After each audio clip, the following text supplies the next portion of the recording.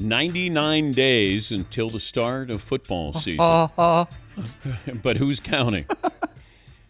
Who has the most pressure going into this year's NFL season? We are nice and early on this topic. Good for you. Yeah. I figured I'd jump right in, lay claim to this. Todd? Ooh, quick with the hand. I'm going to say Josh Allen and the Bills. They've been so close, and they're flirting with it, and how much longer before you start getting that, oh, no, the window's closing on the Bills and Josh Allen? All right. Marvin, how about you? Your recommendation nominee for the most pressure? The Detroit Lions. They've been on the cusp for a couple years now. Now it's time for them to step up. Okay. Now, have we moved past the San Francisco 49ers with being on the cusp here, and Brock Purdy just signed a new deal? So you've moved past your Niners? No pressure on the Niners, but you got most pressure on the Lions, huh? Well, they've gotten to a Super Bowl. Okay. All right. So they're good. I didn't say that. I didn't say that. All right. Paulie, the most pressure going into the NFL season that starts in 99 days. Well, those guys took the top two. I'm going to go / John Harbaugh, Lamar Jackson. They have to advance deep. They have to make a Super Bowl.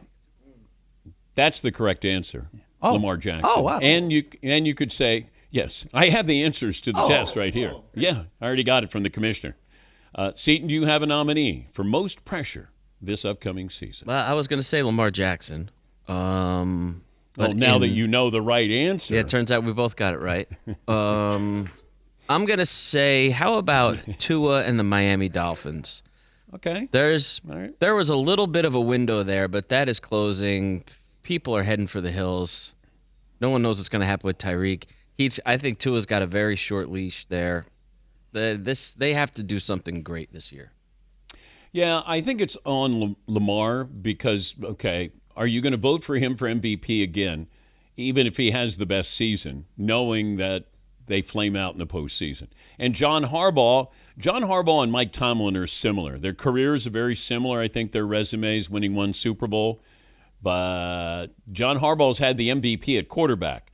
Mike Tomlin hasn't had a quarterback. And I think the pressure is on I think the most pressure is on Harbaugh and Lamar Jackson. Yes, Paul. Seton mentioned Miami. Mike McDaniel, fun story, likable guy. 2 years ago, he had the second-ranked offense in football. Last year, they were 22nd, and they didn't make the playoffs. You miss the playoffs again and don't improve. It's a chill on him. He's cooled off. Oh, I think this is a make or break year for him to keep his job. And I think also with Tua. Although they did sign him to that big contract here, but and look, he can put up great numbers, but you got to see postseason success. You got to get to the postseason. Yes, Eden. Yeah, that's the thing. They invested in that team, and they're not doing anything in the postseason. You got to get some return for it. And I understand the Buffalo part of this. At some point, you have to break through. You have to get to the Super Bowl, but I think we looked at Buffalo. We underrated Buffalo last year. And as a result, anything that they did, we're like, man, they're a lot better than we thought. Still a dangerous team. And maybe the pressure is more on Josh Allen if he wants to be the best player in the NFL or recognizes the best player. I'm trying to think if there's anybody else that comes to mind. I think there's a little more pressure on Joe Burrow than you would normally think because he did say to management, I got to have those guys signed up. I got to have Jamar Chase and T. Higgins. And I would think, okay, we did what you asked for. Now make the postseason. Yes, Todd. I would put the pressure. I'd stay with that group, and I would say the team, specifically the defense. Joe Burrow put up some great numbers, and on many cases and many occasions throughout the season, the defense let them down. The Bengal defense specifically better step up for that team. Yes, Paulie. I'll also throw in there as a contender, maybe not a first ballot, the Pittsburgh Steelers, Mike Tomlin, and their general manager. They've had a rough offseason perception-wise, and if they do land Rodgers and they don't get better, they were 10-7 last year. They weren't awful.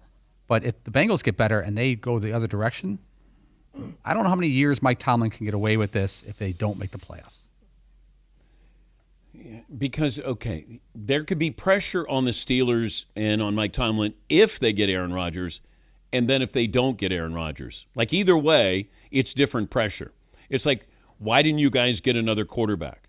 Why didn't you draft a quarterback? Why didn't you take Shedeur Sanders or Jackson Dart when you could have? But if you get Aaron Rodgers, it's like, okay, this is what you wanted. This is what you waited for. This is where you bowed down to him. You acquiesced to Aaron Rodgers. Now what are we going to get out of this? So I would throw the Steelers, Mike Tomlin in there as well. Yes, Marvin? A question for the room. A second-tier pressure team. The Houston Texans. They cooled off because they were hotter than fish grease the year before, C.J. Stroud's rookie year. Then they got hot. Then they cooled off. Now, what do you think about them going into year 3? Well, they had injuries. Their wide receivers, Tank Dell, Stephon Diggs, that situation. I guess C.J. Stroud, maybe a little of, was it a one-hit wonder? Can you try to reclaim that? So, yeah, I guess, second-tier pressure. We've created a new category. Yes, Paul. Second-tier pressure on Michael Penix taking over the Falcons? Light second-tier pressure? I would sprinkle light on that. Smattering? Yeah, smattering of light. That would be a light beer, I think. Okay. It's not a stout. It's not a Guinness. Yes, Todd. Pressure on Jaden Daniels to prove it was not some kind of fluke, that he can do this consistently in the next year. Now, I'm going to give him a hall pass for this upcoming season. I think there's going to be a little bit of a letdown there. I do. But I'm not going to go, he's not who we thought he was, because I do think he has the potential to be a special quarterback. The league gets another shot at you, understand what you do, tendencies, how to beat you. And I keep bringing this up. They won, I think, 7 games in the last possession. While that's great, and you love having that ability to win those games, that's not sustainable in the NFL. Yes, Paulie. Here's some more level 2 pressure, and it could be level 1. Okay. Trevor Lawrence at this juncture. He's not the young star anymore. He's the veteran whose team was 4-13. I don't think that's secondary pressure. I don't think he's in the second tier. First tier? Yes, he's getting paid like these other guys are. Big time money. You got a offensive-minded head coach who did a great job with Baker Mayfield. Now I got to see something, and I would put him. I'd lump him in there with the tier 1 pressure group here. Yes, Marvin. Did we just invent a new game? Tier 1 pressure, tier 2 pressure. This will end up on Nick Wright's show on Fox Sports 1 this afternoon, because he loves to do those tiers, different levels there. Yes, Paulie. Imagine during OTAs, the Jacksonville media's there, and all of a sudden, excuse me, Trevor, I don't know if you've heard, you're on level 1 pressure, according to the Dan Pat Show. Your thoughts? Yes, Todd. Where do we put Justin Herbert and the Chargers? Kind of in no man's land. He wants to be considered, and many do, an elite quarterback, but they got to go a lot further than they have to be considered like a great quarterback. Well, Jim Harbaugh's already come out to say Trevor Lawrence is a Hall of Fame quarterback or going to be a Hall of Fame quarterback. And meanwhile, you're a coach who loves to run the football. So you have a Hall of Fame quarterback, but you're going to choose to play like you did at Michigan when you had J.J. McCarthy as your quarterback, but you still ran the football. Yeah, Paulie? It's very interesting with Justin Herbert last year. They didn't do a lot in the postseason, but he was 11-6 as a starter. He had both the best season and the worst season of his career. His stats were all down, but his efficiency was up. His interceptions were down. His completion percentage was way up. He's a very efficient quarterback with not eye-popping numbers. Well, this is what Harbaugh wants. J.J. McCarthy was drafted in the top 5. But if you watch Michigan play, they never, it felt like, relied on J.J. McCarthy to win a game. And maybe that's what Jim Harbaugh wants. They're going to play great defense, run the football, and then you're going to pick your spots for Justin Herbert. Yes, Marvin? On the opposite end, you said the Washington Commanders are on scholarship. Is there anybody else in the NFL that's on scholarship this year? Oh, Nick Sirianni of the Eagles. I'd say he's on scholarship. Caleb Williams is another guy who is going to have that, I would say, level 1, that tier 1 pressure. Like, okay, you got a better team here. You want to be in Chicago, now prove it. So I would say that would be level 1. I'm not sure who. Do we have a level 3 pressure? Is it pressure if you are at level 3, though? That's a good point. Right. So that would be a does team. Russell Wilson have level 3 pressure on him, or is it level 2? He has Yeah, Paul. level 2 career pressure to finish up strong-ish. Okay. No pressure to raise up the Giants. All right. Okay. However, in order to save his career, he needs to raise up the Giants. Correct. The dichotomy. Yeah. But this is level 2 pressure Right. Career pressure. with a potential level 1 payout for him? But shouldn't, career hanging by a thread pressure be more significant than 2? Bias. That feels like a grade A number 1 type of pressure. But I don't know if people look at it that way with him anymore. I think in Denver, maybe we looked at it like, all right, let's show Seattle why they made a mistake. Yeah. And then we realized, and then we got to Pittsburgh and we're like, okay, let me see what he can do. Now with the Giants, you're like, he had a pretty good career. Yeah, Paulie. Just to clarify, level 1 and grade A pressure are the same, correct? Steve? It's sim. Okay. Got it. All right. Yeah, sim. Yeah. Yes, Eden. They already got the videos of Russ, too. It's like there's like 4 quarterbacks all throwing. Only one of them is in like a full uniform. Of course.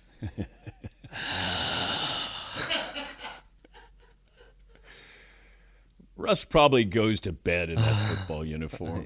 He's always like eye black. He's ready to go. Shorts and a Wakes shirt, up. except for one guy who's in his Yeah. game pants. You're like, oh. Yes, Todd. Are Bo Nix, Sean Payton, and the Broncos on a mini scholarship because they got a lot further than a lot of people thought, having them win maybe 6-7 games? The fact that they just made it to the playoffs, even though they got blown out by Buffalo. I'm going to say, yeah, you're on a 1-year scholarship there. I do. But I think they surprised us, and then they made the playoffs, and then they got blown out by Buffalo. So, do you agree, Todd? I don't know. I hope that's not their mindset going in, that like it doesn't matter how great we are this year, we got to the playoffs. No. You asked me. No, did ask. This wasn't. I'm not thinking about the Broncos. Like, of course they want to make the playoffs again. They can't go, hey, guys, don't worry about it. Dan Patrick said we're on a 1-year scholarship. I think they're on a mini scholarship because of how well they played and how Bo played in his first year. If things don't go well, at least they had this past year. All right. Yes, Marvin. Then we have the rest of the teams. Tierable, the Titans, Dang, terrible. Colts, the Patriots, the Jets. Any pressure on Mike Vrabel in New England? That tier 3 pressure? Question mark. Yes, Paul. He's got the 1-year legend hall pass, though. The classic 1-year legend player coming back to save the day hall pass. Gerard Mayo didn't get that big of a hall Yeah, pass. but they didn't even they gave Gerard Mayo a year. Yeah. Vrabel is a New England legend. He gets the 1-year hall pass. Okay. Yes, Eaton. The problem, though, with Vrabel is that he's already coached before and did pretty well. There's expectations on him. He's not Gerard Mayo is coming in like, all right, let's see if he can do it. Turns out he can't. How much pressure is on Brock Purdy? Level 1, level 2. I put level 3 pressure. He should Level cruise. 3. Yeah. Okay. I don't see any pressure on that lad. Same, I'm with Steve. What about? Well, you're a Niners apologist. But he's also Marvin. gotten to a Super Bowl, and the other guys we talked about haven't. Yeah, team-friendly Okay. deal. He's a Okay. boss. He's a hero. So nobody thinks Brock Purdy's under pressure. Tier 1 or tier 2, Paul. I think tier 1/2, if I could be somewhere in between those. No. I'm sorry, that's not how this works. It's 1 or 2. I didn't see the It's bylaws. like in or out. No, I just created the Okay. bylaw. I would say Yes, then you're- tier 2 pressure for Brock Purdy because now a failed season is on him, not others. And injuries won't matter. Yes, Todd. Mark Sanchez was just texting us. He loves this segment, mini scholarship, tier 2 light pressure. He's just loving the phraseology we're coming up with going into this season. He's having a ball. Thank you. You're welcome. Thank you, Mark. He listens every day. And he likes Yeah, to maybe. kind of check in, but he loves these phrases we're using to describe the levels of pressure. All right. He had that New York Jets pressure. he did. He gets it. Okay. He Did he gets- have tier 1 pressure? I think he played his way into tier 1 pressure. He had a couple of good years there. They beat the Patriots a couple times. Went to a couple of title games. Yeah. That's right. Yeah. GQ magazine cover. He Yeah, played his Paul. way into expectations. He had the team traded up to get me pressure. I think the Jets traded up at least 10 picks to get Mark Sanchez. That's pressure. That's pressure. That's tier 1 pressure. That was. Yep. It is. Yeah, okay. Right from day one, tier 1. Tier 1. Mark could back us up on this. All right, let me take a break. Just getting started. By the way, good morning if you're watching on Peacock. Sports I'm saying, Emmy. Paul, Nailed it. Hell yeah. Nailed it. Forward that to the Emmy folks. Okay, are we on tier 1 pressure for next year's Sports Emmy or tier 2? Where did we land with Russell Wilson again?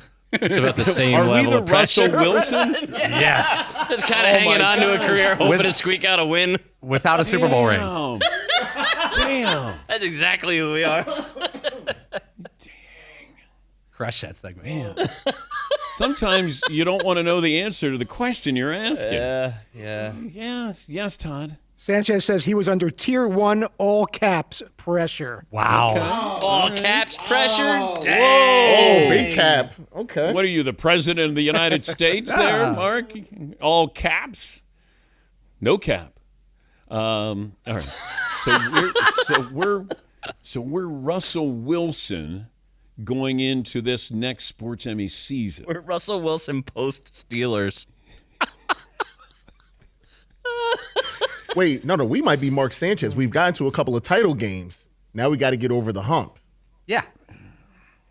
Okay. Yeah, Paulie. By the way, if anyone wants to know how this show is done, we in no way planned that segment out, even a little bit. I think on my screen that you see, Dan, I put 99 days till the NFL season, and that was the only jumping off point. And we That was it. crushed. The There's rest all is kinds just natural talent. Yep. That we just. You know what? How about a round of applause? All right, come on. Let's go us. Come on, Sports Emmy this year. Come on, man. Let's go.